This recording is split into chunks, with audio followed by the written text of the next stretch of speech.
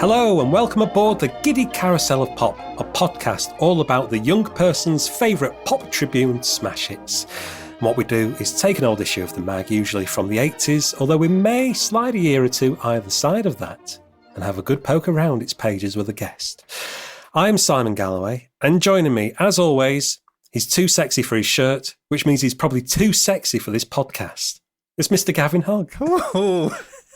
Every time I think I've had the best introduction yet, and that tops all of them, Si. Thank you so much. I am officially too sexy for my shirt now. And the podcast as well. So you've got some news from the Giddy Carousel of Pop hot desk. I feel like I'm on the news desk. Yes, I have got some news. First of all, a big thank you very much to the Kofi. How do we say it? Coffee? I think we say it coffee, but you spell it K-O-F-I. I know, so that's what confuses me. Yeah. I'm easily confused. Well, anyway, the K-O-F-I patrons. Si, I've got to tell you, I'm as hopped up as a kangaroo who's had a lifetime supply of jumping beans, because we've had not one coffee, not two coffees, we've had 20 coffees bought for us. Wowzer. Which is very nice, isn't it?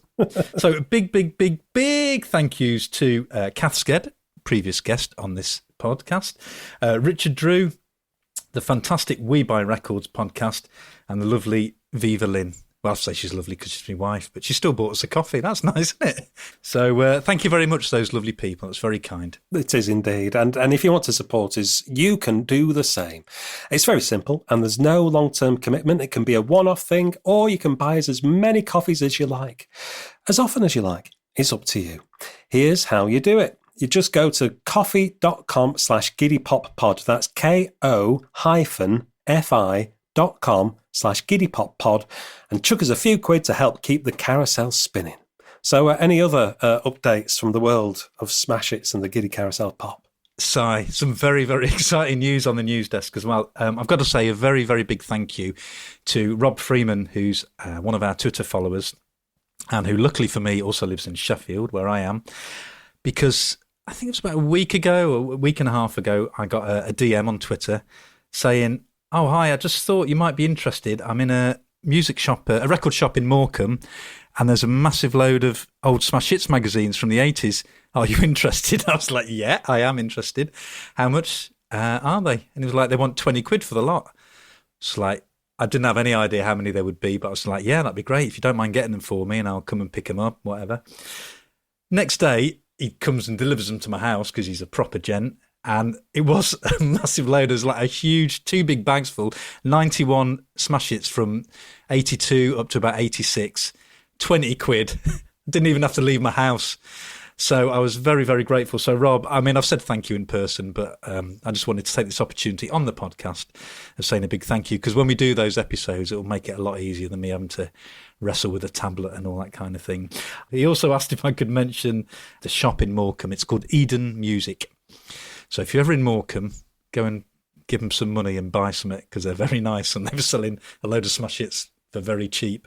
So, big thanks to Rob. Also, while I'm doing thank yous, I'm wearing a smash hits badge that Al from another brilliant podcast, as well as We Buy Records, Chart Music, which I'm sure many of you will know. They look at old episodes of Top of the Pops and go through them over a few hours. And I'd sent Al a Top of the Pops badge. And by more or less return of post, he sent me a nice Smash Hits badge. It's like the podcast coming together, isn't it? It's nice. Love amongst the podcast. So thank you, Al, for that. Much appreciated. Yeah, and I've got a thank you as well to another podcast. Just want to say hello and thank you to Ian, who's also known as Pop Rambler on Twitter.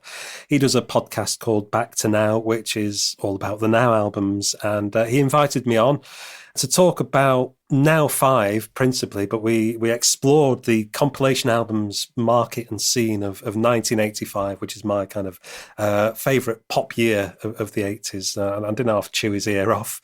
So that episode is out now.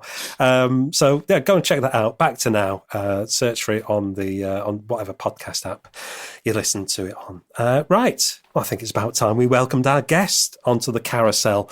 Hopping on for a top pop ride, it's journalist, columnist and podcaster, not to mention digital producer at the mighty Big Issue.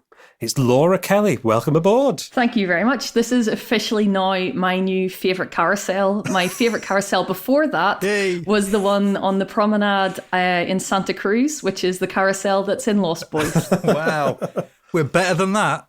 Even better than the Lost Boys Carousel. That's amazing. Thank you. That's a privilege. Now, we always say we may slide a year or two either side of the 80s. And that's what we're going to do right now as we venture for the first time into the 1990s. April the 1st to the 14th, 1992 to be precise, with the Fairbrass brothers from Right Said Fred on the cover, Richard leaning in and puckering up to give Fred a great big kiss on the cheek. As ever, if you want to read along with us, you can do just that, thanks to the Swingerilliant Smash Hits Remembered website. You'll find links to the scans of this issue in the show notes for this episode, along with Spotify and YouTube playlists that include pretty much all the songs and artists featured in this issue of The Hits. And you'll also find these links on our website, giddypoppod.home.blog, and we'll post them on our Twitter and Facebook feeds as well. Just search for the Giddy Carousel of Pop or at Giddy Pop Pod. So, Laura, you've chosen this issue for us to examine. I have. And without going into too much detail, without giving too much away, why this issue in particular? So we're going to get to the particular interview that is very close to my heart a little bit later on. But just to say that it is an interview that was on my walls in my bedroom, the actual pages, which is why I no longer have this issue because I cut it out, and it was stuck on my walls until I actually was in university. So when I was in my mum's house when I went to university until the 2000s. So it had a long life. So those pages are absolutely seared into my brain. We shall reveal who it is soon. Stick with us, folks. And do you remember when you first encountered Smash Hits? When did it come into your life? So it would have been not too long before this. So when this comes out, I'm 10 years old in 1992. So I would have started getting Smash Hits, I think, the year before. I think it was in 1991. There was a newsagents on the end of our road called Beacom's or Beakies. And I used to go down and had my Smash Hits put behind the counter for me every fortnight, and would go down and get it. So yeah, it was my first magazine subscription and started a kind of lifelong love for magazines. Was it a magazine you discovered for yourself, or was it through friends or siblings? Or no, absolutely for myself. So it was right around the time that I started to have my own music taste as distinct from my parents. So, it's that really kind of important part in your life, which I was relatively young to start doing that because I was like 9 years old. But yeah, it was just getting away from what my parents listened to. Not as they listened to really good music, but starting to have those things that were just mine. And Smash Hits was very much just mine, and it spoke to me in a way that that nothing else did. I don't think it just had that sense of having a real conversation and making you part of the club. And what sort of music was it that you were getting into around about that time? Do you remember? So the main thing that I was listening to at this time, a little bit of hesitation there. Well, it's in one way I still listen to this record to this day constantly, but it was the soundtrack to Bill and Ted's Bogus Journey, which I was listening to constantly.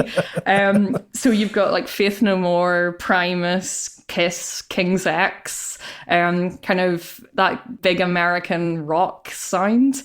And that really was, it was bought on a cassette tape, a pirated cassette tape from Nuts Corner Market, which was in an old RAF base just outside Belfast, for £2. Which is how I began to be able to have my own music taste, because you could get albums for £2 from Nuts Corner Market. And yeah, began my love of rock and roll. Do you remember if you were reading any other magazines around about this time? And what sort of stuff you were watching on telly? And what was your cultural life like around this time? So my memories of it are really very music focused. So aside from, I was obsessed with Bill and Ted, really, really obsessed with Bill and Ted, and still am. I was at the new one came out last night, and I was there at the cinema to see it. So apart from that, it's the kind of film that I was really into. I don't really remember watching a lot of telly apart from like watching music stuff on the TV and what I could get through that. But I remember the music that I was listening to. There was, They Might Be Giants and Prince and Michael Jackson's Bad all the time. How did you find out about new music? Was it mostly telly, or mostly Smash Hits, or radio, or a bit of all three? Or Yeah, some TV. A lot of it really was magazines because, there's a few things in this that I'm going to refer to that I think are like the social media of the day. But we just didn't have that access. You didn't, especially like if you imagine me, I'm like a 10-year-old girl in Belfast, which might as well have been the absolute back end of nowhere at that point. You've still got the Troubles going on, so bands don't hardly play there. I just was totally disconnected from the world, and I felt like all of those things were so far away. But when I sat with Smash Hits and then later with Melody Maker and NME, I felt like I was connected to an entire world, and through those pages I was able to step into a place where things were shiny and fun and rock and roll, and where there was characters and interesting people, and then you could go away and and get the music and then become a fan of that, and somehow you became more than you were sat in your little bedroom with your song sheets stuck on the walls. So they really genuinely were so important to me at that point. And I think just had a vitality to them that I don't think that it's really easy to grasp for people now, whenever you just have that ability to be continually connected to everything. So for a bit of compare and contrast, Gav, what were you up to in April 1992? I was in that difficult period. I'd just finished being a student at Polytechnic up in Middlesbrough in the summer of 91. And the way it's a difficult time that between being a full-time student, up until your early 20s, and then suddenly thinking, okay, now I've got to be an adult. And it's almost like there's two islands, and you're like, there's no bridge that I can see that connects them, and I don't know how to get a boat between them, and I can't swim, and I don't know really what I'm going to do. So I was having quite a strange time. I was all right, but I didn't really. I was struggling with that transition, to not being a student anymore.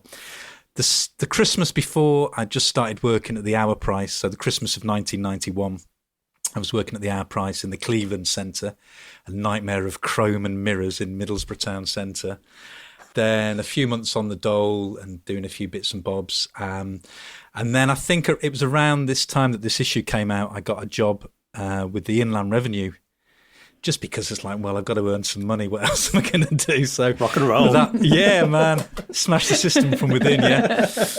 So that was pretty boring office work, a lot of data. But on the plus side, what was interesting about it is it was the first early internet thing. There was a thing called TI, the Taxpayer Index, on the computers.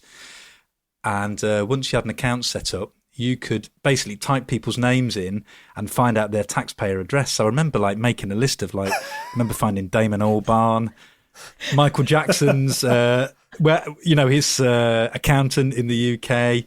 And our district was called LP33, London Provincial 33, because at that, I don't know if it's still the same now, but then the tax districts that the officers were looking after were geographically quite a long way away from where the people lived. So in LP33, we had all kinds of stars from telly. I remember we used to have the files for Rula Lenska, Don Estelle, Windsor Davis, all the big names of the showbiz world.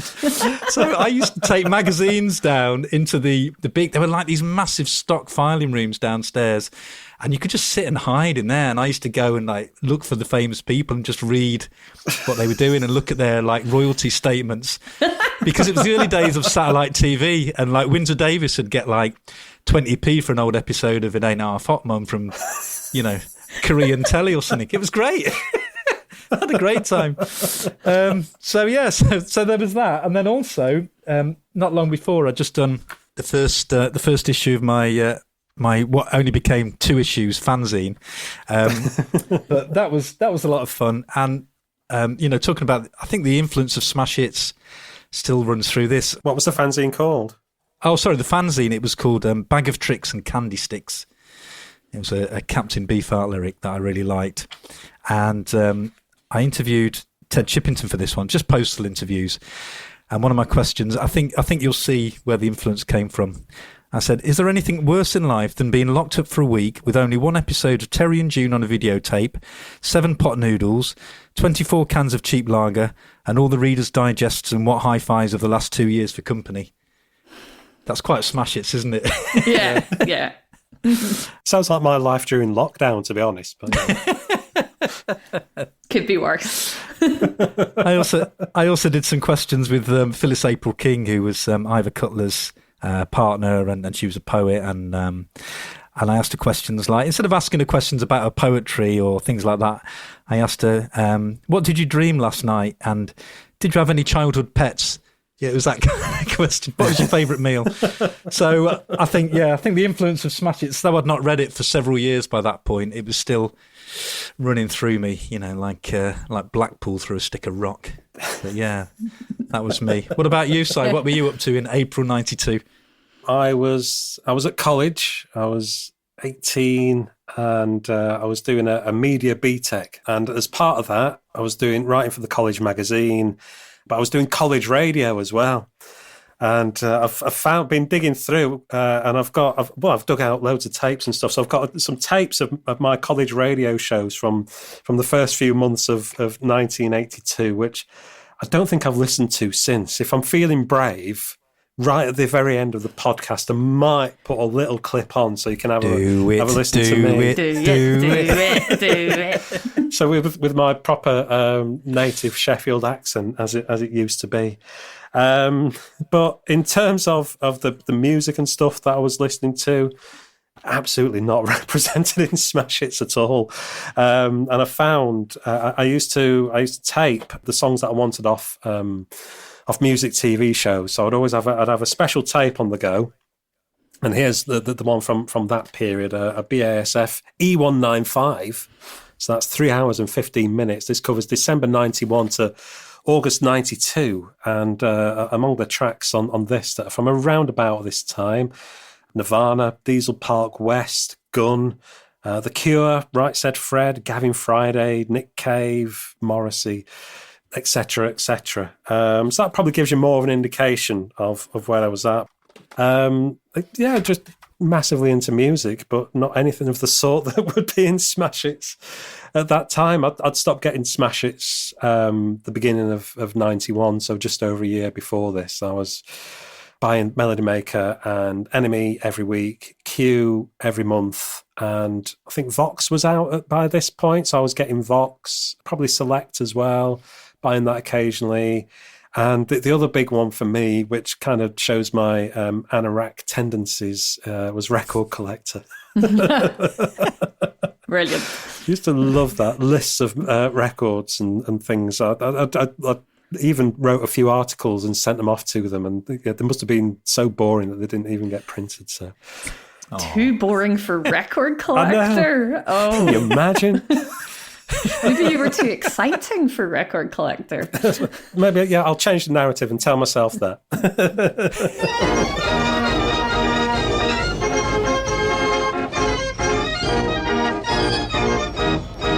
As mentioned, this is the first 90s issue that we've looked at. And thankfully, we've got Laura here to hold our hands, be our guide on this ride on the Carousel. So it looks familiar on the outside. You've got the logo there that's been in place since 1985. So far, so good. But do you notice top left-hand corner, little yellow writing, all new.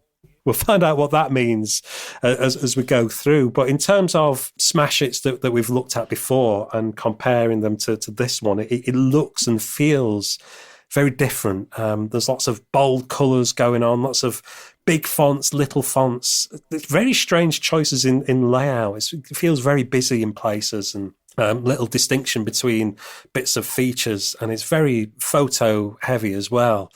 But you've got some familiar names amongst the staffers there. So looking down, Fred Della, Tom Doyle, Sean Pattenden, Sylvia Patterson, Miranda Sawyer, William Shaw, editorial director Dave Hepworth. Not David, Dave Hepworth. But editor at this point is Mike Suter, who some of you may know as one of the scary ones off The Apprentice when they do the interview episode of The Apprentice. Mike's one of those. He doesn't suffer fools gladly. But Laura, you know him.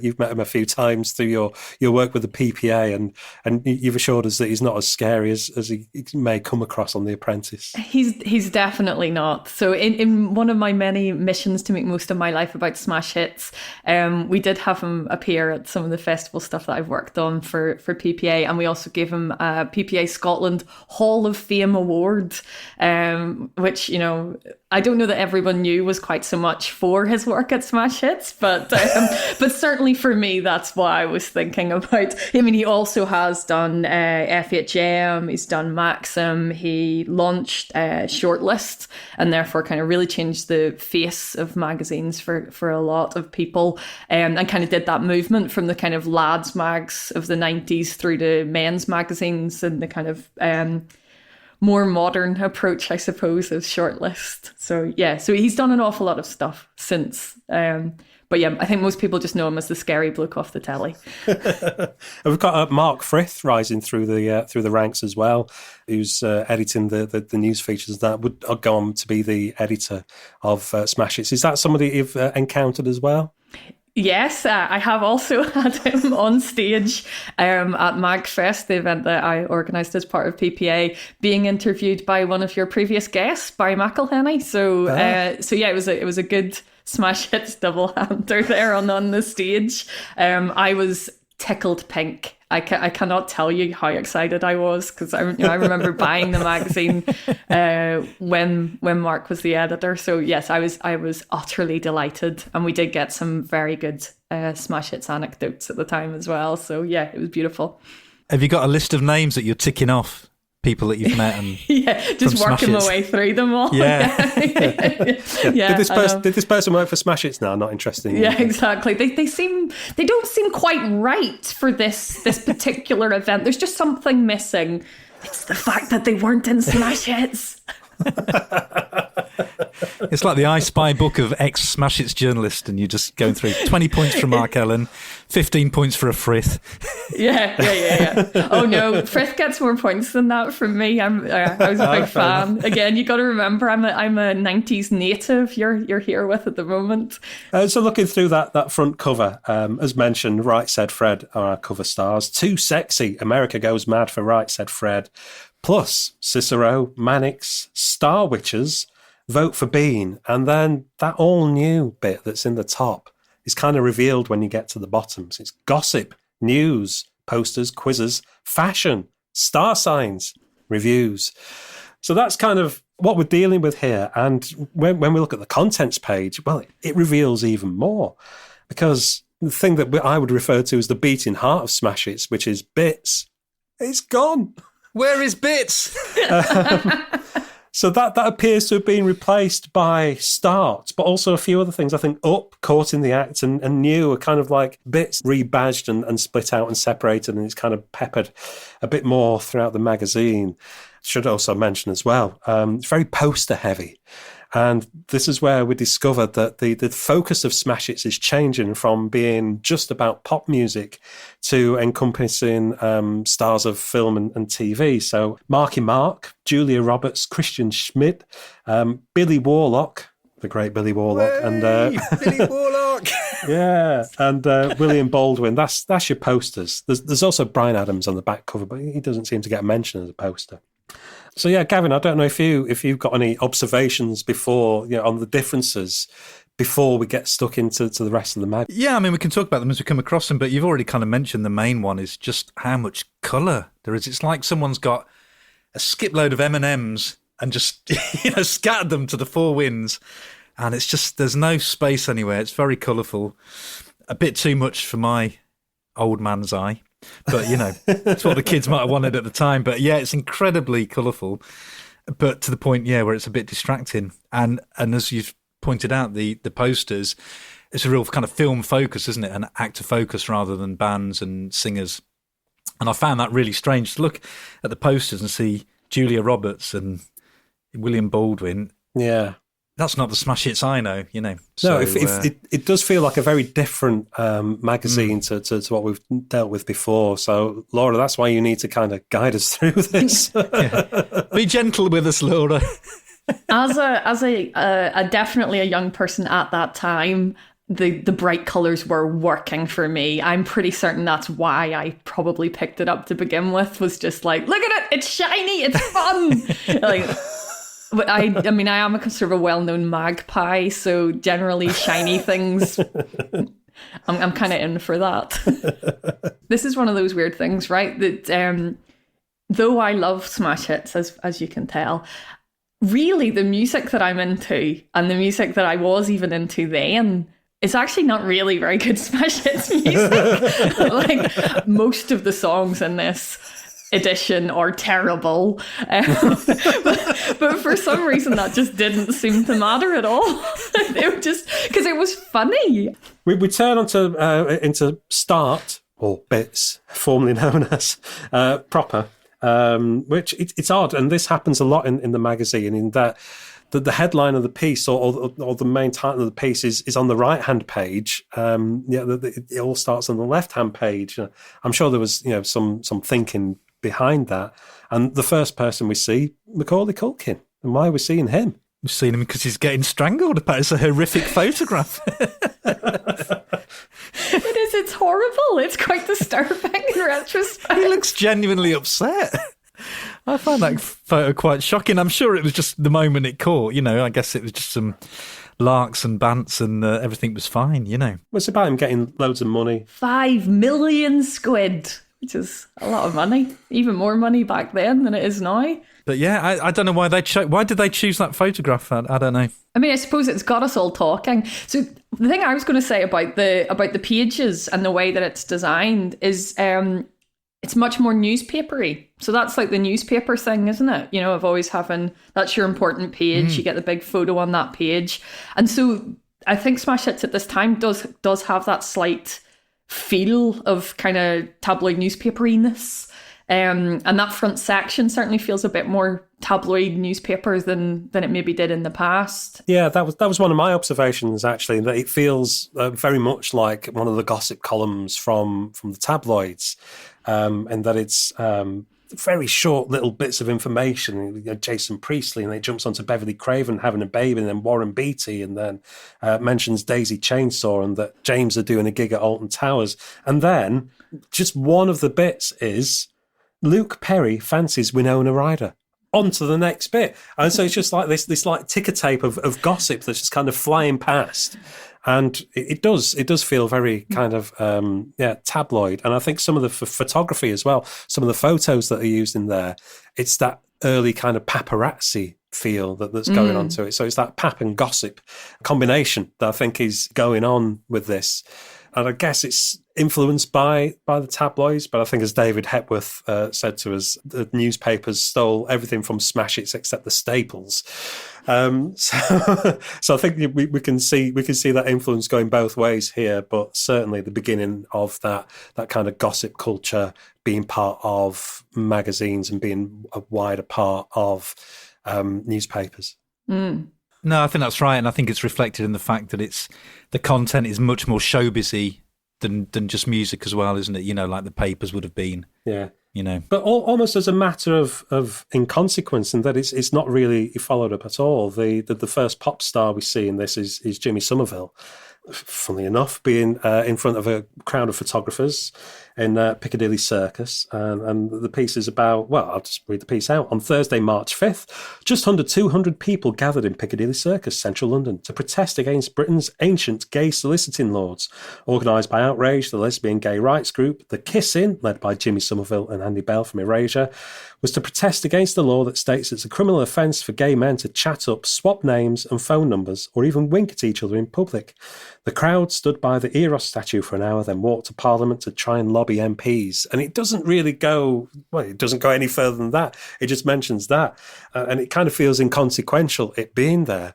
But looking at this, from sort of, almost 30 years on, it's like, wow, with how far we've come from those days and just what it's talking about there. But it does seem a little odd for that to be in amongst the kind of tittle tattle that's in Smash Hits. So for that to be kind of, that's a very serious subject that they're dealing with, but they don't feel like they're giving it much weight. But then I think that's probably quite a good thing, because they're telling it in a way that is accessible and is just, having that kind of celebrity edge to it means that it's something.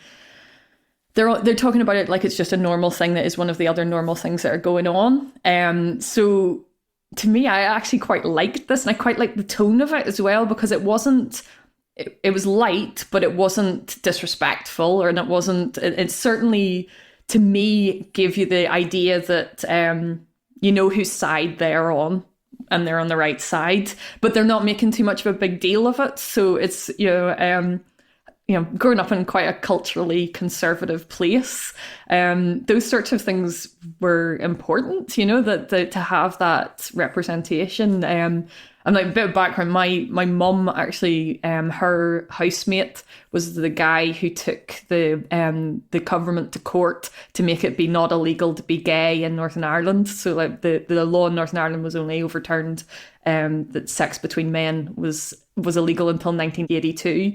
So yeah, so there was something that was kind of thought about a lot in our household, and so to kind of see those things, I think is positive, and to see those people being portrayed as role models, which I think that the way that photograph works and the way it works with the text is very much saying, these are your people. These are the people that you're with. You're with Jimmy Somerville. You're with Andy Bell. These are your guys. The people who think that they're wrong aren't your guys, and there's something very powerful about that, and very in an understated way.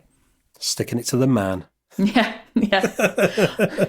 I really like sticking it to the man, so that's very attractive to me.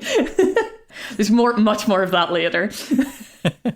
Laura, we need to. I feel like, because we were talking earlier on about Bill and Ted's, and you were saying how much it meant to you, because I had no recollection and no idea at all that there'd been a television programme. That would be for the best. Really? Yeah. So the thing about Bill and Ted is that it really does rely, as the name would suggest, on Bill and Ted. If you just get two other losers, one of whom has blonde hair and one of whom has dark hair, to play them, it really doesn't work. I mean, I don't think that I probably need a degree or some sort of qualification to know that. I kind of feel like they should have been able to guess that. But they didn't guess that, and this monstrosity happened. So I advise everyone to avoid it. Here we've got Mr. Bean doing No Not the Biscuit Tin, which is the greatest of all of the features in Smash Hits. I love it. Yeah, like the regular furniture, No Not the Biscuit Tin, I absolutely adored. I'd not encountered this before, so this is a new thing for me. Oh, so I should probably take us through the rules, right? Of No Not the Biscuit Tin. Yeah. So No Not the Biscuit Tin is, for me, the distillation of everything that Smash Hits is about, right? It is just the absolute pinnacle of Smash Hitsiness for me. I know that you two will totally disagree with me on this, but hear me out for this moment. So basically what happens is you have a biscuit tin, as the name would suggest, and it's got 100 questions in it.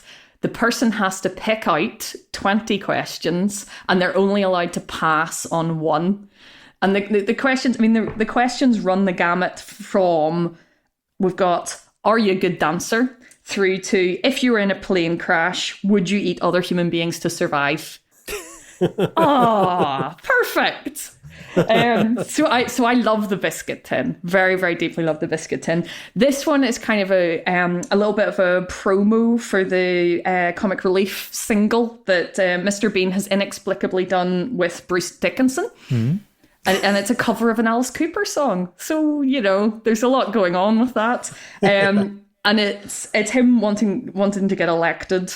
And this would have come out in the week of the 1992 general election. So it's very timely at the moment. The general election, I believe, was the 9th of April. So we're in election fever time at the moment. The first one I voted in. Oh, is it? Yeah. I did write to John Major before this election because we got a bit of promotional material from the Conservatives through the door. And I was so incensed, remembering that I was 10, I was so incensed by this bit of propaganda coming through our door that said that the Tories were about equal opportunity, that I actually put pen to paper and wrote to John Major. For some reason, I thought that it was better to pretend that I could vote, because I thought that he wouldn't pay attention to me if I didn't pretend I could vote. So I pretended that I was 18. Probably it would have made more impact if I had told him I was 10. But I did get a letter back in it, from the Prime Minister, which I threw away because I really hated John Major.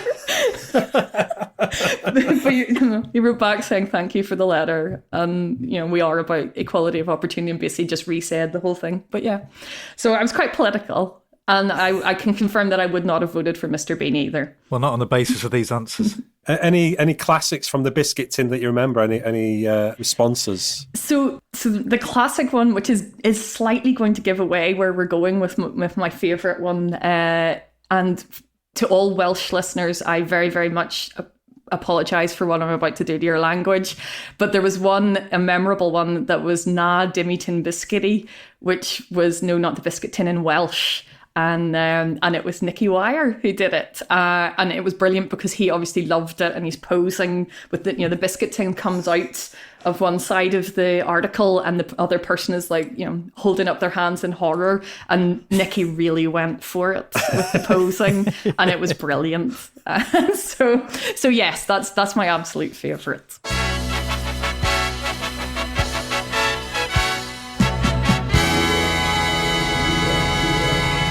And we move on to our cover stars, Right Said Fred, with Alex Caddis reporting. It's Right Said Fred in the USA.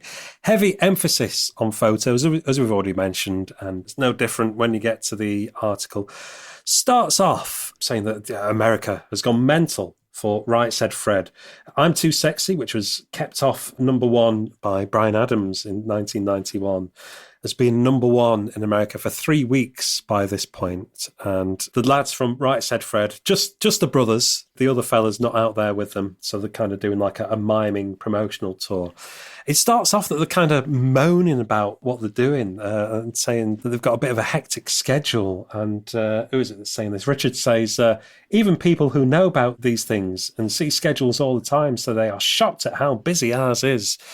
But by the end of the piece, they're absolutely loving what they're doing and what they're experiencing. So it's whether their opinion changes as Alex was talking to them or not, I don't know, or whether they realise that they didn't want to be too moany about it in a UB40 style. I mean, it's a cliche, isn't it, for bands when they get famous to kind of moan about how hectic and how terrible it is being busy. And well, my favourite bit was whenever they said that they'd met Johnny Depp. That was I quite like that.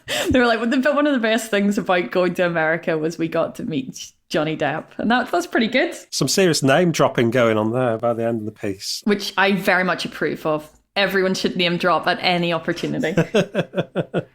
Lots of heavy emphasis on American teenagers and what they're up to, and kind of like that the Baywatch lifestyle that was on our tellies on a Saturday tea time. Yeah, it's very aspirational, isn't it, about American teenagers and about how much money they've got. There's a thing, isn't there, where they're talking to some young fans who've spent, is it $1,200 for the weekend or something, and they've got expensive cars and everyone's tanned and everyone's having lots of sex and they're all beautiful and they're all in like trunks or bikinis.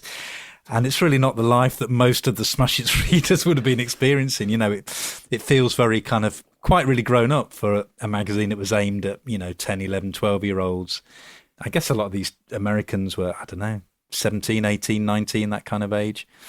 But like you say, and there's a lot of focus through the issue on Beverly Hills 90210 and Baywatch and things like that. So it's almost taken Right Said Fred from the music world and almost kind of putting them into that television kind of scenario, and it's a bit of a crossover. I mean, they're quite a strange band, really, Right Said Fred, aren't they? I always think of them as a bit of a strange anomaly, almost like a 70s cabaret act that somehow managed to get successful. But how they got so famous is kind of a bit beyond me, really, because what did they do apart from pervy bum wiggling and, there was a lot of writhing about, but it wasn't even that sexy. It was very kind of camp, kind of silly, Very tongue-in-cheek. Yeah, very much so. See, for me, this is probably very embarrassing. I did quite like Right Said Fred. It was fine. I mean, It's okay. they did funny songs. They were a bit naughty. So, if you're 10 years old, they're like, this is a bit naughty. But they weren't so naughty that it was like offensive or bad or made you uncomfortable in any way. It was just kind of fun and silly. And there's like loads of playground jokes to be had out of people being too sexy for various things. I mean, I'm pretty sure that we all said that for, constantly. Too sexy for this pen. Miss, you're too sexy for those shoes. Ah! Oh, the comedy greats of Knockbreda Primary School. And there's another really charming thing at the end as well, actually, where, they're doing all these meet and greet, and they must be exhausted. They've got really long days, and they're doing loads of TV appearances and meeting all kinds of people and doing public appearances. And they get really excited at the end by meeting a baseball team. And I think that's really nice. It says upstairs, Right Said Fred exchange autographs with the chunky sportsmen. Richard looks very chuffed and sneaks Fred a look. The expressions on their faces are enough to convince you that they're having the time of their lives. And then there's a little photo, and there's Richard Fairbrass with the kind of the pennant from the baseball team, and he looks proper like, oh, this is brilliant. Looks like a little lad meeting someone on Jim Will Fix It. It's great. Yeah, let's get over that. Yeah. I do remember watching that in my childhood, but I really wish I didn't. Yeah, but did you ever write into it? Yeah. Did you? Yeah. It gets worse. It was to meet Michael Jackson.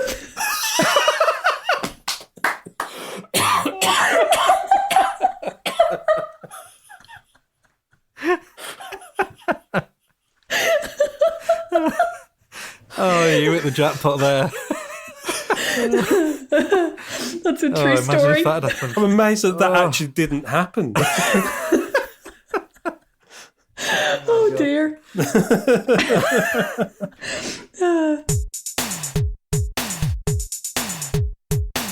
Oh, here we go. Strap yourself in. You ready, Laura? Your time has come. So, This is what we're here for. to be honest, I'd say this is the pinnacle of the magazine anyway. I mean, there's some other good bits to come, so don't switch off after this bit, please. But, it is a fine, fine moment. So, Sylvia Patterson is in that London, and she's gone to interview Manic Street Preachers. Except while she's there and about to do an interview with them, they suddenly get a call. Seal has pulled out of the Irish Irma Milk Awards, which are kind of like the Brits of Ireland, I guess. So they invite her to go along to Dublin with them. And being a good time kind of gal, she goes, yeah, all right, let's go. So they hop into a few limousines and head over to Dublin.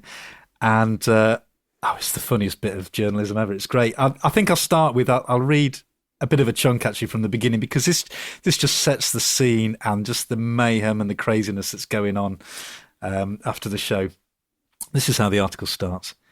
You're scum. You're all scum. You should be thrown out of here. The woman called Eleanor has had enough. She flings her hair defiantly down the back of her nice tweed jacket and fumes out of the room with nary a glance back at the pop group who've ruined her big night out. Somewhere in the mix, it's all gone hopelessly wrong. Today has seen the Irish equivalent of the Brits Awards on live television, and this is the post-event industry do, complete with vastly expensive meal, free drink, and a bit of a disco afterwards. It's the usual setup, huge round tables for each celebrated record company faction, balloons aloft, dinner suits, diamantes, shoulder pads from hell, etc., etc. Then there's the Sony table. Manic Street Preachers assigned to Sony Records. Everyone's staring at them, and no one is remotely impressed. For a start, they've got makeup on, and funny girls' blouses, and fur coats that look like they may have mothballs in them. Now what comes next is a great description of the chaos that is before, like a Bruegel painting. Nick's popped loads of balloons, keeled over with his head on the table and slid forwards to end up flat on his back before we've even got to the main course. Richie's poured several bottles of wine into the gigantic ice bucket in the middle of the table, added some salt and pepper and watched it overflow all over the table and cause a calamitous flood. Sean's been shouting, boring, in a very loud voice. And James, Well, James has verbally and near enough physically attacked today's television presenter for slagging them off on live TV and be pulled off by the non-too-chuffed security men. The Sony table itself is physically removed from the premises due to its disgustingness. The Manic Street Preachers are branded a disgrace by the waiters and executives alike. The Eleanor woman from their own record company calls them scum to their faces, and they will disappear in a chaotic spiral of steamingness. The Irish Irma Milk Music Awards has never seen the likes of this before, and none of the Manics, it seems, will ever be given the key to the city of Dublin. And, you know, that acts as a perfect introduction for what's to come. I wanted to go now, before we get to the interview with Richie himself. There's a great book, if you're a fan of smash hits from the 80s and 90s, Sylvia Patterson is a great writer, and I know we've mentioned this book before, but her biography, I'm Not With the Band, should definitely be on your reading list if you've not read it before. And she agreed. Page 119, if you're looking, she gives a bit of almost like a DVD commentary to what was going on in Dublin at that time. And in the piece, she says that the next morning, the rest of the lads, apart from Richie, have gone upstairs to watch the rugby. That's the Smash Hits version. In the book, she says, the following morning, only one Manic was capable of an official Smash Hits interview. The graceful political history graduate Richie Edwards, his fragile frame housing a powerful theoretical mind, padded into the hotel bar. Huge brown eyes, both Bambi doleful and flooded with youthful life. I suppose I'll have to do an interview then, he smiled, settling in a corner with a pint of Guinness and remaining there for the next 4.5 hours, occasionally sticking broken up multicoloured twizzle sticks onto his glass and pondering the impromptu designs. So there we go. That kind of sets the interview up nicely. And I mean, Laura, as someone that had the interview on their wall for many years, I think we should probably start with you, really, and what the bits that made the most impact from this interview were for you. What were the most memorable parts? So, I mean, this just seems absolutely precision crafted to make me love the Manics. I mean, it is everything. This is absolutely how legends are made. Everything's been so squeaky clean. Most of pop at this point is really quite squeaky clean. And I've been brought up on like my mum and dad's tales of what, rock and roll looked like. And they were, big music fans in 60s and 70s. And so I've been brought up with this like holy grail of what rock and roll should look like. And the Manics just come in and just do it so beautifully and so smartly. And, and they talk about, the stuff that, Richie loves, he's talking about, he wants to do a reading list for you. Like I'm like a bookish little kid. I love that. Like it's brilliant. You get to be both bookish and kind of this whirlwind of rock and roll debauchery. That's such an attractive combination. And then you've got like you've got feminism in there later on. You've got anti-capitalism. We already know I'm a raging lefty from my writing to the Prime Minister. We've got environmentalism. I'm already a vegetarian at this point. It's like literally if you tried to go into a lab and make a band that I would love, this is that band. And Sylvia does just the most incredible job of showing them at their absolute pinnacle. They're really all of the strength and the power and the humour to them, which I don't actually think that some of the more probably respected rock press really captured about them. They were a bit too reverential with them, and she's right there. You know that these are funny lads. You get the sense of them having, like myself, come from kind of being weird people in a back end of wherever, in their Kiss Wales, and they just seem like the life of everything to me in this. It's beautiful. So there's one particular thing where I think Sylvia just nails the Manics, absolutely nails them, and nails them to this day. And she says, the Manics' mission is a simple one. They want to make music exciting, glamorous, and interesting again. Make people wake up out of the boredom and meaninglessness of 20th century life and jump up and down to some good old rock and roll music and think about things and have a laugh, because at the end of the day, none of us will ever be happy. And I had to have everything about them immediately, because I don't think I'd even heard them when I read this article. I mean, I'm pretty certain I wouldn't have actually heard them before I read this. But they seemed so amazing, and they were so pretty, and just everything about them caught me. And for the benefit of listeners who can't see me at the moment, I'm actually wearing my red glitter Manix necklace that I had made for me, which I wear frequently. And yeah, so I've since that day I've seen them more than 30 times live. I've been a huge part of my life. I've got a bunch of friendships that I have because of the Manics. And they've really had a massive impact on my life. And that's the power of, like, Sylvia wrote that sentence particularly. She wrote that sentence and exploded somebody's brain that she didn't know she was going to explode. And, in sitting in Belfast with a magazine on my lap. And that just, it could nearly make me cry. It's such a beautiful thing to be able to do to someone and for someone. So to have just read about them and not heard them at that point, do you remember the first time you heard them? Was the music kind of what you were expecting? Did it take you a while to really start loving it, or did you love it from the first note you heard? So this is the weird thing about those times. I would have I remember the first time I remember, and the first record I owned of theirs is actually a little bit later than this.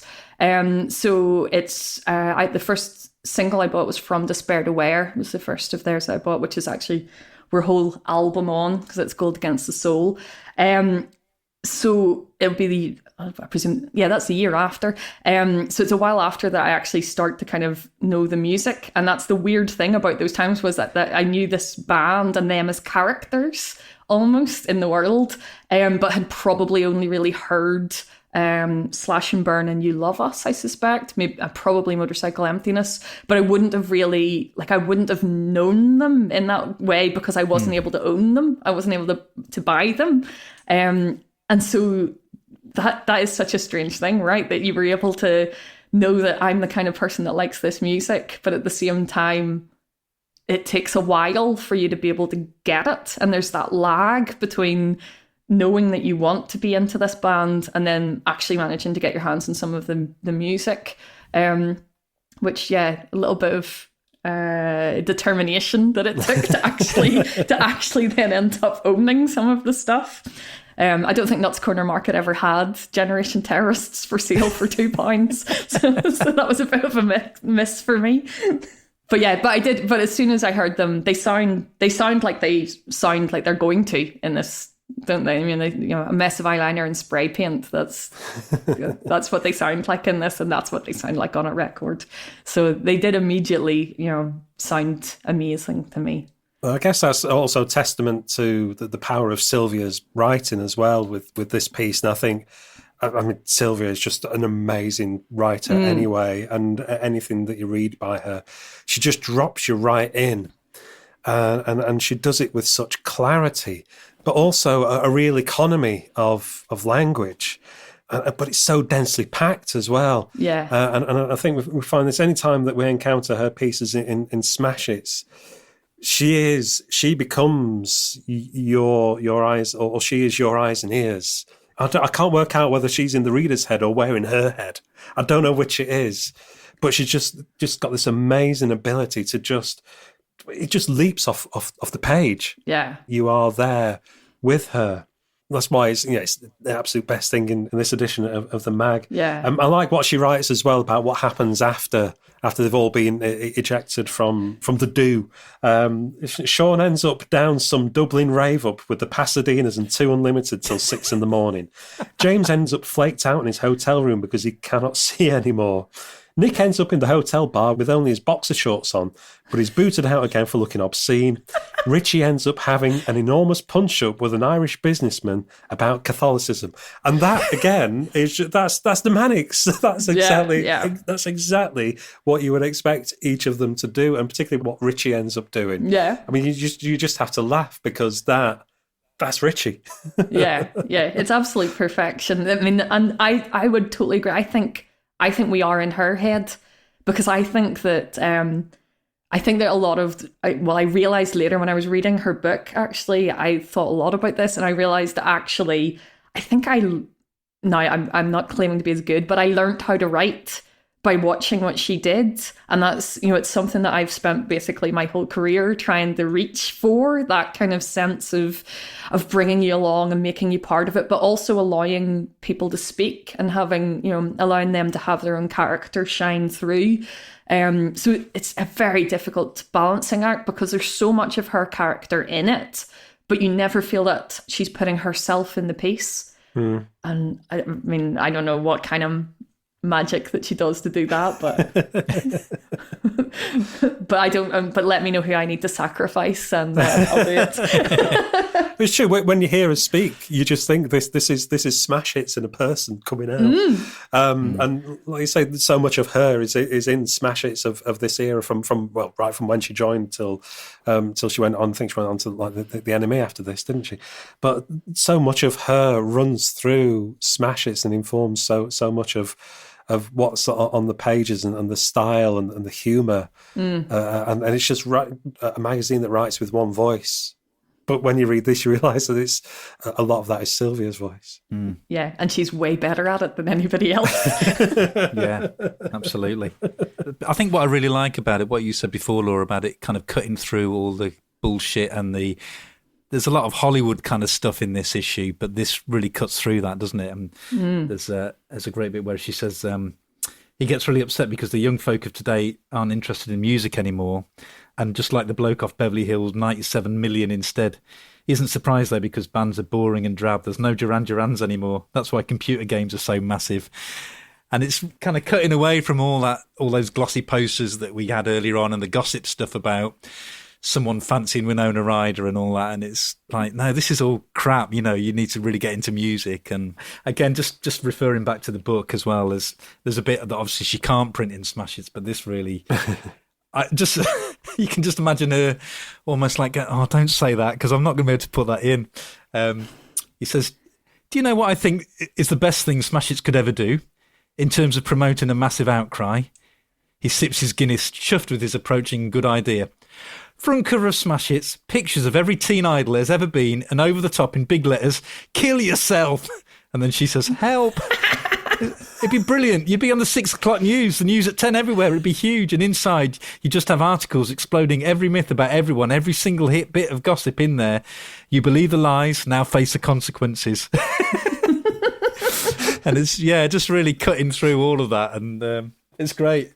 I mean, I'm not a Manic's fan at all. And because I think I was a bit older, and I'd seen them on Snub, and they'd been hyped a lot in the music, because obviously I was reading the Inkies at that time, the weekly press, and they were hyped a lot in there. And they seemed, what you were saying before, I thought was interesting about the fact that in the weeklies, they seemed much more serious and kind of quite pompous to me sometimes, If I'd have read this at the time, I think I would have liked them a lot more than I did, because there's a lot more of the humour in there. And it's almost like they're a cartoon band. But because they'd been sort of so hyped, and then I remember seeing them on Snub and just thinking, they've got nothing really to say particularly. I didn't really like the music. But like I say, having read this article, I can see that if I'd have been 10, 11, 12 years old, I think I'd have thought, yeah, these are... Because they're the best band that are mentioned in this issue of Smash Hits. And I can't really think of any other bands around that time, particularly British bands, that would have... I think it's that thing of having a gang to belong to as well. You were saying about almost you felt you belonged with them even before you could really buy any of the things. Yeah. Get any of the records and singles. You don't feel you belong to a Right Said Fred gang, do you? You might like some of the songs, but you're not a Freddie. Yeah. Whereas, with Manics, it's kind of like a lifestyle thing, isn't it? And I mean, for me, I got into the Smiths at a similar kind of age. I was like 11, 12 and Adam and the Ants. And so they were the bands for me that I felt I'm a part, they're a part of me, I'm a part of them, and they matter and they're important, and they inform a lot of your thoughts and just the way you sort of see yourself, really. And it was the Manics for you, but like I say, because I was 12 years older, and it wasn't going to appeal to me. But I think it's great that they were there and they were providing almost that kind of service for people of that age, something to latch onto that meant something and gave them some hope and made them smile and made them feel they belonged somehow, gave them a gang. Yeah. Because, I mean, I was in desperate need of a gang, and they gave me a gang. They gave me a place of people who cared about the same things I cared about. And also, one of the things that they do in this that's really beautiful is Richie makes quite an impassioned speech about people getting looking down on them for having female fans, because as though females are not able to be seriously into music. And I think he says, and have 15 pints and mosh down the front. How he knew where I would be in a few short years' time.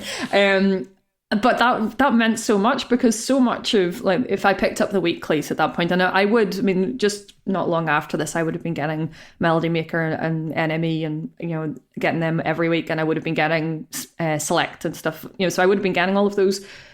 But they were really quite male focused. Like, let's not pretend that they weren't. I have a deep love for those publications. But this is where Smash Hits actually had something that they didn't, where it was, you know, they didn't care that you were a wee girl, but that you were still allowed to love the music just as much as everybody else. And that, coming from the way that Richie talks about it in this, is just really, you know, I think it was really important. And also a big part of, I think, why, you know, the Manics have always had a really strong female following, because they were open to that, and they wanted, you know, they wanted us there, which, you know, so many bands, or at least bands, weren't challenging the people who were writing about them that said that it wasn't for girls, and they did, and that still means a lot to me. Yeah, it's important, isn't it, to be sort of actively included in that way, and to be told, yeah, it's fine, we want you to like us, and we want to have that relationship with you as fans. Yeah. Especially as I was looking at, you know, the rest of the music I was listening to is very rock focused, and like rock at that time, it's, you know, it's not a massively welcoming place for young girls. Well, or maybe it was a welcoming place for young girls, but not in that good way.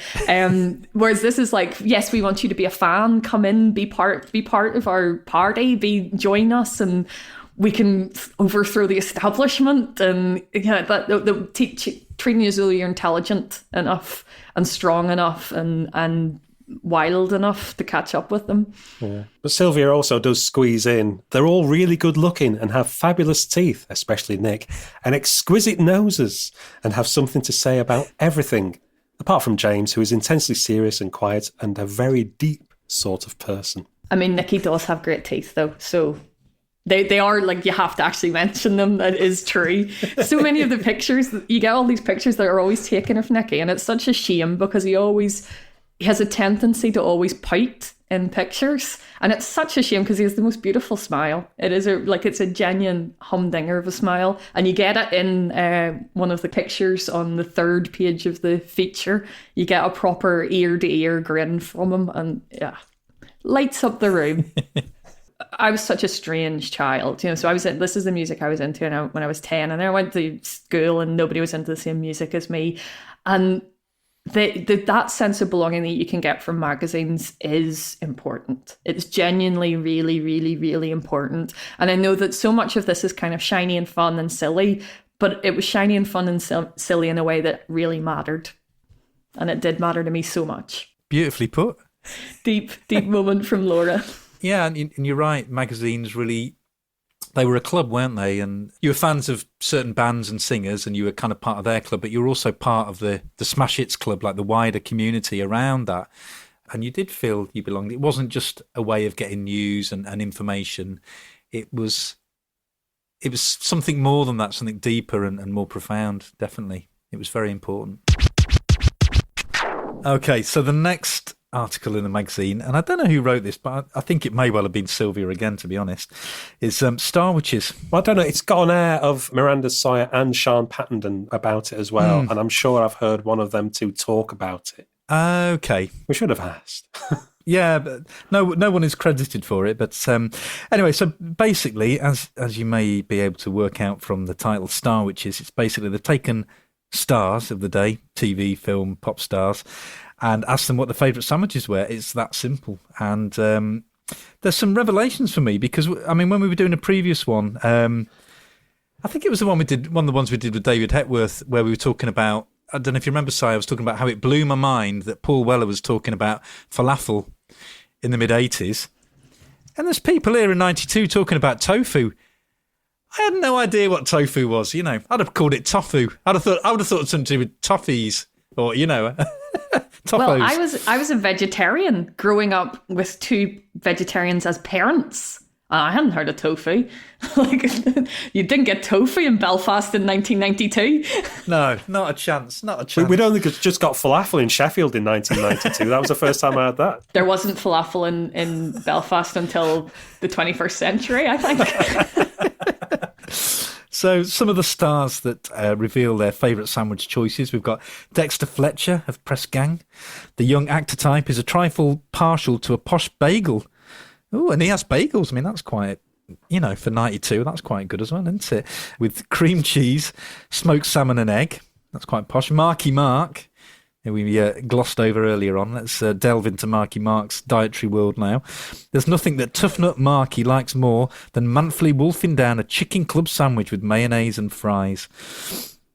And the KLF one is quite odd. They asked the KLF what their favourite sandwich is, and they say something vegetarian with a sheep. Anyway, I thought we'd play a little game, and so what I'm going to try and do now, obviously Laura I've never met before, and I had chosen someone else's who I thought her sandwich might be, but she's revealed just now that she was a veggie, so I'm going to make a last minute... I've given you a clue. Yeah, you have. So you've got someone in mind, Laura, of which sandwich would be closest to what you would have chosen. Mm-hmm. So I think I'm going to go for Danny Minogue. Danny keeps her strengths up with a granary bat filled with salad and tofu. No mayonnaise, no butter, no nothing. Am I correct? No, that is a sad sandwich. That's tragic. I mean, it's got no butter, no mayonnaise, no nothing. That's what happens whenever like a place finds out that you're vegetarian and they don't know what to do with you.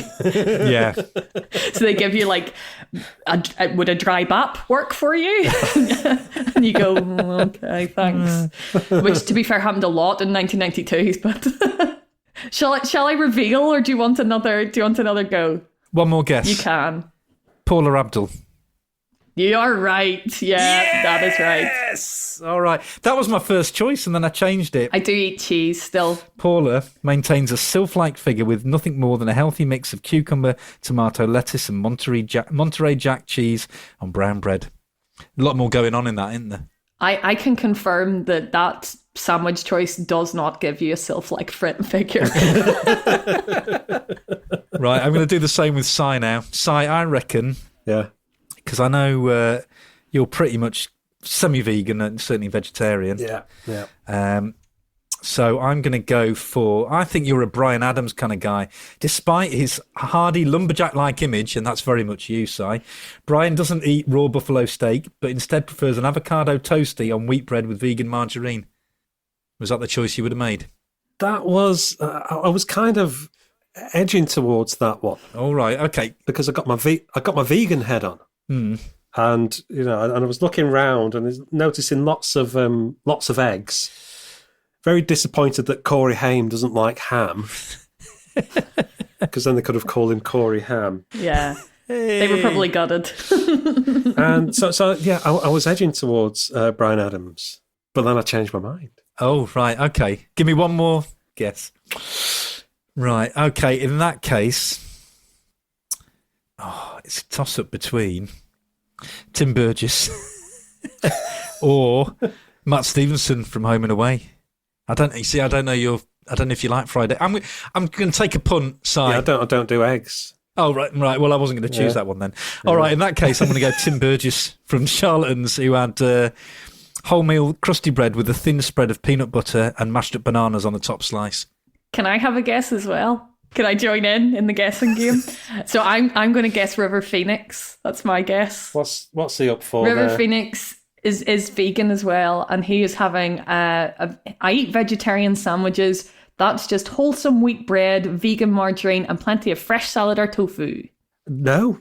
We're both wrong. Yeah. What is it, Si? It'd more likely be a rap these days, but clearly raps didn't exist in 1992. So that's how far we've come on in the culinary world. And Bryan Adams was close, but if I'd have been putting that in a wrap, it'd be with some roasted sweet potato and a bit of steamed broccoli and some hummus. Oh, I choose your sandwich, Simon. Yours is now my pick. Paula Abdul. Yes. You've gone Paula as well. I mean, she has the best sandwich. She does have the best sandwich, and it's the best looking sandwich out of all of those. I would have to make a little modification to that. Obviously, now it would be vegan cheese, but I'd have to put a little bit of plum chutney on there just to give it that little bit of lift. Ooh. You're right, la-di-da, aren't you? But yeah, straight up, I'm with Paula Abdul. I'm going Bryan Adams. I'm with Brian all the way on this one, yeah. He's basically seen the avocado on toast kind of Instagram fad that would happen 30 years later. And, he's there a whole generation before. That's funny because that's literally what I was just about to say, which is that this feature is so completely Instagram before the gram. This is what would come later. It's like everybody, we would actually have seen. So, I think, I'm guessing all of these are just staged pictures. I don't want to blow anyone's version of reality but too much, but I'm pretty sure these are just staged. But later we would see all of these people's actual food. They would just be putting them on the internet for us to look at on Instagram. So yeah, it's quite a funny feature because how did they know that this was going to be the future? It's pretty good. Crystal ball time.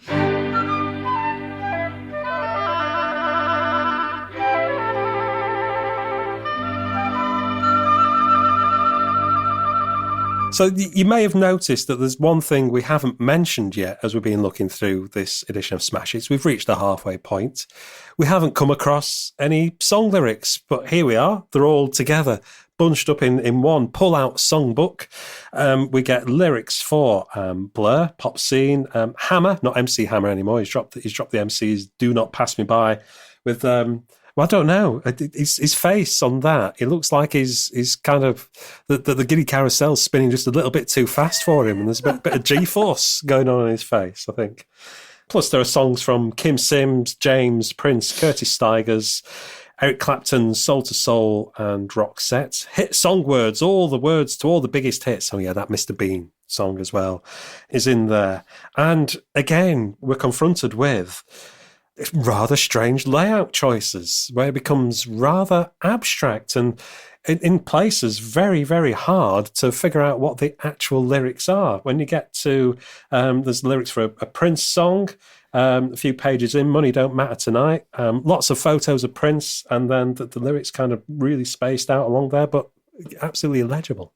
But there are loads of really great pictures of Prince, so... Yep, that's the bonus there.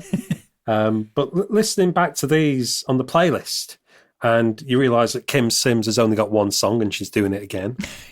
Yeah. The James song is kind of... I was always a bit indifferent to James. I remember I had tickets to go and see them around about this time. It may have been the year previously. And I ended up just giving to one of my mates at college saying, I can't be bothered, actually. And surprised myself listening back to these songs. Just letting them play in the kitchen. And one particular song came on. I thought, this is all right, this. Walked over to the radio so I could see what was playing. So streaming my Spotify to the radio. Curtis Stigers. Curtis Stigers, right. Except for Prince, which is a great song. Yeah. But you would remember that as soon as you saw it. It's still being played. Curtis Stigers is the best of the songs in this bunch. Yeah. What? I know. Who'd have thunk it? So one of my tutors at college was a big Curtis supporter, and we always used to take the mickey out of her. Everybody was into like Nirvana or the dance stuff was all massive at the time, and we were all like, Curtis Stigers. But this came up on the playlist, and he's like, he means it, but he's not over delivering. He's not over singing. It's a good, solid performance. It's a good tune. And I was like, what's going on here? It happened with another song as well that I think has got an advert in here. It's featured at some point in the magazine, and it came on. I thought, this is all right. It's a bit of a tune. This one, nice groove. Sounds like a sort of early 80s disco banger. Mariah Carey. What's going on? What is going on? I start looking at a 90s smash hits and start liking the stuff that I absolutely dismissed at the time. That's the thing, right? I remember making fun of Curtis Stigers. He was laughable even to children at the time. But in retrospect, we were a little unfair. Yeah. In terms of the, we were talking about how unreadable some of it is. Like the Blur one as well is another one. It's really kind of hard to pick out the lyrics, isn't it? I think they just must have got some new kind of desktop publishing program on the computers, and they were getting all excited about, we can put lyrics over the top of pictures, and they didn't really think about, will people be able to read them? Will it be a bit too busy? Nah, it's shiny and new and exciting. It is absolutely a product of the early days of desktop publishing. Like I mentioned earlier, I was working on the college magazine and we had desktop publishing, and we used to come out with crazy, wacky stuff like this in black and white because we couldn't get it printed in colour. But yeah, the possibilities that it opened up led to a lot of those possibilities being explored. Mm.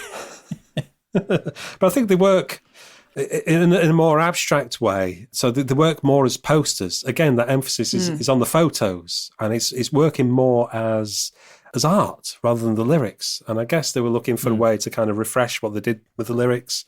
So put them all together in the middle of the magazine in a pull-out section, and then do something that that you could just as easily stick on your wall as well as sing along with. Yeah, it did. I mean, that's actually worth asking because I did stick a load of these. I had loads of song words on my wall. Would you, either of you, either have ever stuck one of the old song words up? I did all the time, yeah. It's sort of 83, 84, 85, Smiths, The Cure, Jesus and Mary Chain, stuff like that. Yeah, because you would get like a full page that would be a photo of that artist, and then the lyrics kind of tucked away in the corner. They wouldn't be splashed about all over the top of the photo. So they'd be tucked away on there somewhere. I would cut them out and stick them in a scrapbook. That's what I used to do with my smash hits in the early days. So got a scrapbook full of those somewhere. We scoot on a few pages, a bit more TV action and some trainer tips. So that's the fashion advice, another new thing to smash hits. And then we get into the reviews, beginning with the albums. Best new album goes to The Beautiful South, 0898, reviewed by Mark Frith. There are also new albums from Annie Lennox, Diva, who gets a bit of a drubbing. Rosala, Everybody's Free. The Queen of Rave, as it calls her here. But I think the best of the album reviews, and not necessarily the best album, is Kim Sims, Too Blind to See It. The review goes as follows. Hello, girls. Kim here. If you like thinking about your man and liked my last two singles, Too Blind to See It and Take My Advice, about thinking about your man, then this is the LP for you. It's got my hits, plus some more chirpy stompers about my man, and probably yours. This LP is very much the puddle of poppy house tunes you'd expect, and there's one ballad, I Can't Stop. But that goes on a bit. Oh well, eh? Perhaps my next LP will be a bit more interesting. So it's all written in the guise of Kim Sims, but given away, in brackets, Sean Pattenden. And then into the singles reviews, the return of Sylvia Patterson. And I had a hard job just picking out one or two here because she just delivers on absolutely every single thing that she writes, whether it's just a few words or a longer reflection on what it is that she's listening to. So most of the singles get short shrift. She's not showing any mercy. And very, very funny with it. I think the one that kind of sums it up for me and music at that time, and you can probably tell that Sylvia's maybe ready to move on from smash hits, a review of a single by World Series of Life called Spread Love.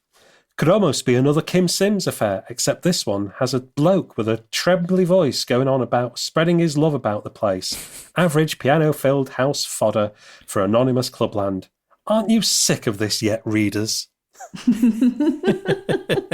Perfectly sums up that pop house style that just stayed around a little bit too long around about that time. Yeah. Any reviews and nuggets there jumping out to you, Gavin?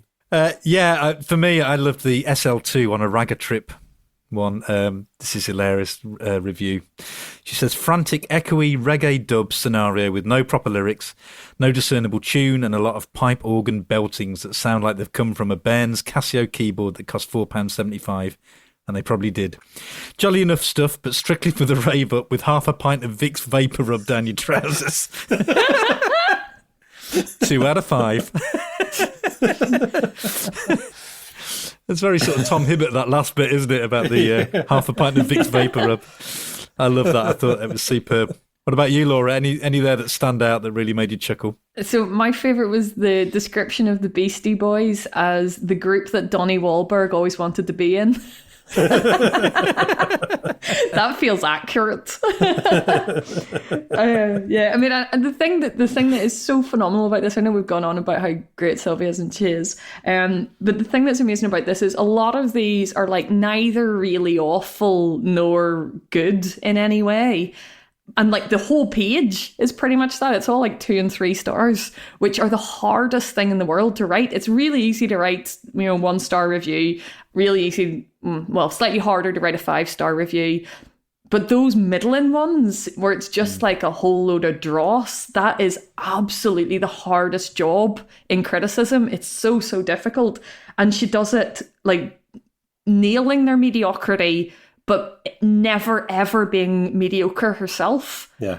Wow. That's skills. That's great. I mean, what you're saying, Laura, is true. The fact that a lot of the music is quite sort of anonymous, isn't it? And fairly bland and middle of the road. And there's not a lot to really get your teeth stuck into if you're reviewing this stuff. But she does such a great job. Swing Out Sister one made me laugh as well. I like this one. Swing Out Sister. Am I the same girl? It's lots of very short sentences. She says, girly laughter, trumpets, jazzy synth things, some nice singing about a load of nonsense. There'll be shiny haircuts in the video, readers, and some polo necks, grey ones. Do not encourage. It's so good. Perfect. Absolutely perfect. So the reviews move on to the films. Newly released My Own Private Idaho, and Cuffs, plus new videos, Drop Dead Fred, Welcome Home Roxy Carmichael, Young Soul Rebels, and best new video, City Slickers. So My Own Private Idaho is one of my personal favourite films. and I remember watching it at this, like not long after it came out, because I was such a big Bill and Ted fan. My mum was like, oh, she's in safe hands with this Keanu fellow. Uh-oh. So, with no parental supervision at all. And sorry to my mum when she inevitably listens to this, but no parental supervision at all, was allowed to watch My Own Private Idaho with myself and my cousin, who was the same age as me. And my mum was puzzled when for several days/years afterwards we would stand with our fingers out in the way that River does in the film and say, it's like a face, a fucked up face. Which appeared to be the thing that we had taken from that story. Okay, I was going to ask if it was a learning experience. It's a really beautiful film. I don't know, like, if you've watched it in recent years, it is a really beautiful, and it is an extremely strange, really beautiful Shakespeare-inflected classic of queer cinema. But why it's being reviewed in Smash Hits and why I was also watching it around that time, I have no idea. Okay, so some things have changed in this issue, but some remain the same, and we still have RSVP. Very international flavour to this one. We've got people from Malaysia, from France, from Hong Kong, from the States, from Italy, Switzerland, all over the shop. And in terms of the bands and actors that people are interested in and want to write about, it's very much a mixed bag, really. Often on previous ones we've done, we'll get like about half of the RSVP people wanting to talk about Bros or Duran Duran or Kajagoogoo or whatever. But this is, I think everyone's kind of got a different person that they're a fan of, and there's not really any kind of themes in this. I'm particularly attracted to Christoph's letter. I like Christoph halfway down the first column. He's keeping the Bros dream alive. He says, hello, I'm a French boy. I'm 17. I'd like to have an English pen girl. A pen girl who hasn't forgotten Bros. He's holding a flame there for the Goss twins. Then, if you like life, I mean, who doesn't like life? I don't know. But sea, sun, French boys, write to Christophe in Chansonnet, France. Bye! At the end. And, so I like him. So you make him sound sweet. I was a little bit suspicious of him, I have to say. Yeah. The use of the word pen girl, that kind of, it's a red flag for me. And then it's like, who hasn't forgotten Bros? It's like, yeah, right, you're a 17-year-old boy that likes Bros. And then trying to use your Frenchness. I think you're trying to seduce the good women of the UK. Christophe, you dirty philanderer, you. Yeah, you could be right, actually. You could be right. I think if I'd have read him in a creepier voice, that could have taken a very different turn, couldn't it?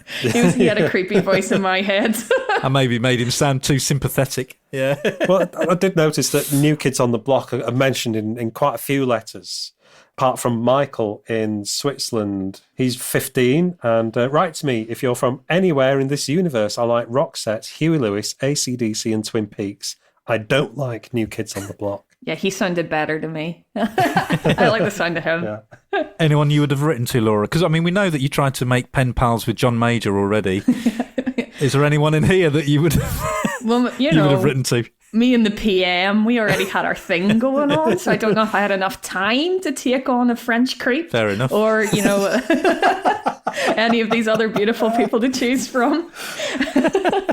It probably would have been the guy who said he didn't like New Kids on the Block, because I really hated New Kids on the Block, and they were like, that was what everyone else was listening to. They were all really obsessed with them, so that probably I would have been quite into the dislike of that. He seems pretty good. Michael, you can say hello. And I like the Irish girl as well in the end. She was into REM, AMF, Corey Haim and Christian Slater. She seems all right. And I like that she's putting a bit of Gaelic in there for you as well. What does that mean, that bit at the end? You see, that I knew you were going to say that as soon as I said it, and then I was going to have to explain that I went to a state school / Protestant school and therefore do not speak any Gaelic at all. So right. Apologies for that. I can't tell you. Failure as an Irish woman there for you.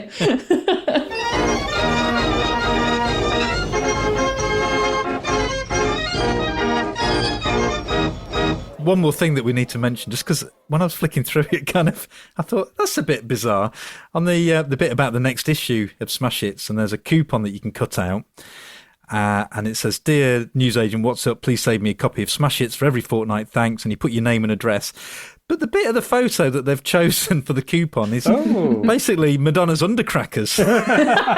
And I don't know, it feels like a deliberate choice. I mean, maybe it's me? Is it me? Is that a deliberate thing? I don't know. Is it a weird subliminal way to draw you in? Yeah. Well, that was, of course, around the time that Madonna was doing the whole conical bra and sex book thing. So, yeah, in a way, I don't even want to contemplate or consider it. No, well, I'm sorry. I certainly would have been too innocent. Wouldn't have known. Well, that brings us to an end. It does bring us to an end. So that's Smash It's April 1992. Gavin, how do you feel having been through that 90s experience? I feel it's been a lot easier with Laura as our guide. Aww. Taking us gently by the hand, as old fellas, moving us through the magazine at a respectable pace. We've not lost our footing. Yeah, you've been like the Sherpa for this expedition, Laura. Thank you very much. I'm notoriously not very sure-footed, so... Well, you've done very well here. It's really lucky I didn't fall over. You've been sure-footed as a mountain goat for these few hours, Laura. Thank you very much. It's been it's been very interesting, actually, sort of seeing what Smash Hits would become, a few years down the line. I guess it's kind of what you're used to. For me, the great years of Smash Hits are 82, 83, 84, 85. But I guess if I'd have been 10, 11, 12 at this time, I would think that, well, this is Smash Hits. This is what Smash Hits is. And, and it still had that inclusivity, clearly from what you were saying earlier on, Laura. That was really interesting what you were saying about joining the club and it was a magazine for you and you just loved it and it gave you so much information. and sense of belonging to the world. So I wouldn't really want to criticise it. It's different from what I remember, but it clearly still meant a lot to the youth, the kids. It's very interesting seeing it. What about you, Si? What's it been like for you?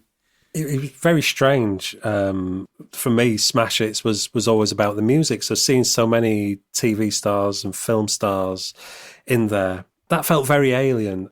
And it's also that emphasis very much on the visual side of it. The photos are absolutely centre stage. And in some places, it almost feels like some of the writing, some of the text is secondary. And I think we certainly see that with the lyrics.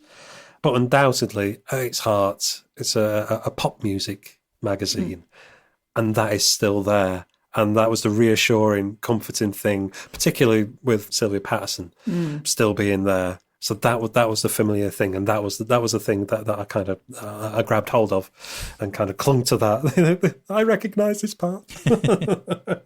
Laura, how was it for you going back and looking at this and sort of being reunited with this issue that meant so much to you? Yeah, it's been a real joy, actually. It really has. That rereading, so I mean, that Manic's interview obviously, is really important to me. And rereading it was lovely because it's exactly as good as I remember it being. I was reading it and I was thinking, I mean, I've read hundreds, if not thousands, of Manic's interviews since then. I mean, just more than you can possibly imagine. As soon as I started to get enough money, I would buy any magazine that had even the tiniest, postage stamp size bit about the Manics in it. I would buy all of them. So I've read pretty much everything that's been in the UK press about them since then. I don't know if anyone ever nailed them as well as that interview does. It's so perfect. It's just this little amazing, not only an amazing time capsule of a moment in a band, and a really momentous moment for that band that obviously would change so much through the years whenever we lost Richie and the rest of it. So it's this beautiful time capsule, but it also still is just as exciting and is filled with kind of passion and joy, and that's lovely. And looking back at it, genuinely, it does. I hadn't really realised, and it's kind of not part of my narrative of who I am as a person and who I am as a writer, to think so much about how much the Smash Hits taught me how to do magazines. But when I've gone back and really reread them, it's absolutely what I think a really good magazine should be, even now. I think that's, I mean, maybe not exactly the kind of, definitely not the fonts, but maybe not the kind of the kind of specifics of it, but that real sense of belonging, that sense of community, that sense of being welcoming to your people, it does that so well. And if any magazine has the ability to do that and to touch people's lives and to make people feel warm and challenged and like there's exciting things on the frontier, then that magazine is winning. Absolutely. Absolutely, yeah. Thank you, Laura. You were brilliant. Oh, thank you for inviting me. Honestly, it's one of my favourite podcasts to listen to, so it's been an absolute pleasure to have the chance to talk to both of you. Oh, that's warmed the cockles of my heart. Oh. Hearts warmed all around. Absolutely. Thanks again, Laura. And thanks to you for listening. Don't forget to check out our website, giddypoppod.home.blog, where you'll also find the links to the edition of Smash Hits that we've been looking at, along with those Spotify and YouTube playlists for that extra layer of experience. And you can, of course, check out the playlists and scans for our previous episodes while you're there. If you want to support us by buying us a coffee, we'd be forever in your debt. ko-fi.com/giddypoppod is where you can go to do that. And before we say goodbye, just to let you know that we're taking a little break while the Carousel undergoes some essential maintenance and repairs. So we'll be back with new episodes in the new year, but that doesn't mean you have to be a stranger. You can still come and say hello to us at GiddyPopPod on Twitter, Facebook and Instagram, and we'll say hello back. So thanks once again for listening, and we'll see you next time on the Giddy Carousel of Pop. Bye! Ta-ta! Cheerio!